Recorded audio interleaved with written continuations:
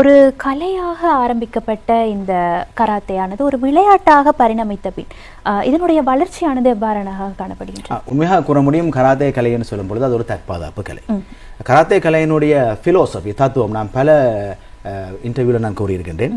Karate கலையினுடைய உண்மையான தத்துவம் வந்து தற்பாதுகாப்பு கலை. அது ஒரு விளையாட்டு அல்ல. ஆனால் இன்றைய உலகில் நாங்கள் பார்த்தோம் என்று சொல்லி சொன்னால் அது விளையாட்டாக பரிணமித்திருக்கின்றது. அவ்வாறாக விளையாட்டாக அது பரிணமித்திருக்கின்றபடினால் மிகவும் பிரபலியம் அடைந்திருக்கிறது. காரணம், சிறுவர்கள், ஆண்கள் பெண்கள் என பலரும் இதனை விரும்பி கற்கக்கூடிய ஒரு வாய்ப்பு காணப்படுகின்றது. இதில் ஏற்படக்கூடிய இன்ஜுரிஸ் என்று சொல்லுவோம் என ஊர்களும் மிக குறைவாக காணப்படுகின்றது. அதற்கான விதிமுறைகளும் மிக பலமாக வகுக்கப்பட்டிருக்கின்றது. உலக கராத்தே சம்மேளனம் என்று கூறக்கூடிய அந்த சர்வதேச ரீதியிலே இந்த கராத்தே விளையாட்டினை கட்டுப்படுத்தக்கூடிய அல்லது இதனுடைய நிர்வாகத்தை செய்யக்கூடிய அந்த அமைப்பானது அதனுடைய விதிமுறைகளில் மிகவும் இறுக்கமாக காணப்படுகின்றது. அதாவது மாணவர்களுக்கான பாதுகாப்பு, சேஃப்டி அண்ட் ஹெல்த் என்ற துணைப்பொருளின் கீழ் அந்த விதிமுறைகள் அமைக்கப்பட்டிருக்கின்றது. பாதுகாப்பும் பிள்ளைகளுடைய ஆரோக்கியம் என்ற ரீதியில் காணப்படுவதனால் இன்று விளையாட்டாக இது பரிணமித்து மிகவும் பிரபலியம் அடைந்து காணப்படுகின்றது. ஆனாலும் தற்காப்பு கலையில் கராத்தே என்று கூறும் பொழுது கராத்தேயினுடைய ஒரு 20% தான் விளையாட்டாக நாங்கள் ஏற்றுக்கொள்ள முடியும். 80% அது ஒரு தற்பாதுகாப்பு கலையாக காணப்படுகின்றது.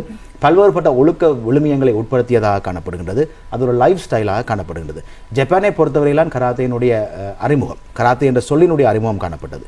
ஆகவே அந்த அவர்களுடைய நோக்கமும் அவர்களுடைய உள்ளார்ந்தமும் இந்த தற்பாதுகாப்பு கலையினூடாக தங்களுடைய வாழ்வியலை மேம்படுத்திக் கொள்வது. உதாரணமாக கல்வி கற்கும் மாணவர்கள் என்று சொல்லும் பொழுது அவர்களுடைய கல்வி நடவடிக்கைகள், அவர்களுடைய ஆளுமையான விடயங்கள், அவர்களுடைய லீடர்ஷிப் போன்ற பல்வேறுபட்ட விடயங்களை வளர்த்தெடுப்பதற்கு இந்த கலை மிகவும் பயன்படக்கூடிய ஒன்றாக காணப்பட்டு வருகின்றது. அதே சமயம் ஒரு தொழில் புரிபவர்கள் அல்லது பல்கலைக்கழகங்களில் ஏனைய உயர்கல்விகளை கற்பவர்களுக்கும் தங்களுடைய விடயங்களில் அதிக ஆர்வம் காட்டுவதற்கும் உற்சாகமாகவும் விடாமுயற்சியாகவும் தன்னம்பிக்கையுடனும் சில விடயங்களை அவர்கள் மேற்கொள்வதற்குரிய மனோதிடனையும் உடல் திடனையும் கொடுக்கக்கூடிய ஒரு சிறந்த தற்பாதுகாப்பு கலை விழுமியங்களை கொண்டதாகவே இந்த கராத்தே காணப்படுகின்றது.